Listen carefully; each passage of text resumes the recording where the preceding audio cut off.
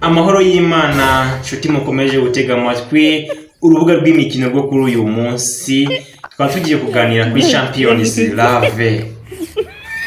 Ni ukuvuga ngo amakipe yaresuranye muri kino cyumweru, aho ikipe hungu yahuye n'ikipe kobwa bikaba byarahuriye muri bare Isanganiro, aho umukino wabereye mu bucaca bwari buri aho ngaho bicaye ku meza barebana imbona nkubone.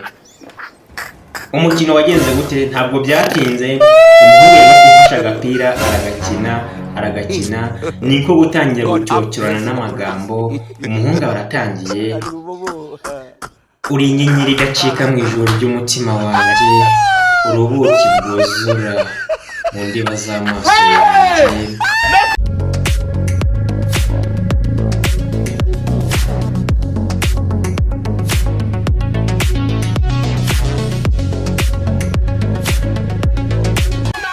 Uri igicu cy'urukundo gitanga imvura y'ibyishimo, ndagusanganira nk'uko izuba risanganira isi, kandi nkagutega amatwi nk'uko imigezi yitegeye inyanja.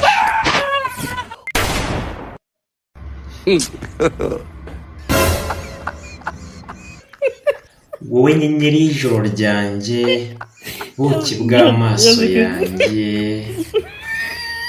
shyamba ry'imbuto z'ibyishimo, umugezi udakama, ukanyuzuriza umutima nk'isunzu izengurutse isi.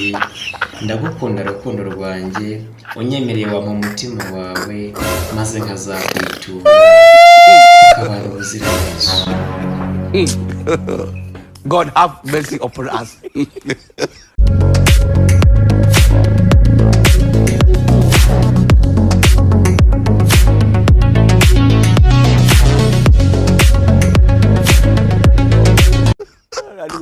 Ntibyatinze umukobwa gufata umupira byaramunaniye, igitego gisa kwinjira, ariko umupira warangiye ari kimwe nacyo kitabazwe neza. Ubwo ubutaha bantu mukunda aka kantu mumbwire muri komenti nkomeze. Ciao ciao, ndabakunda cyane.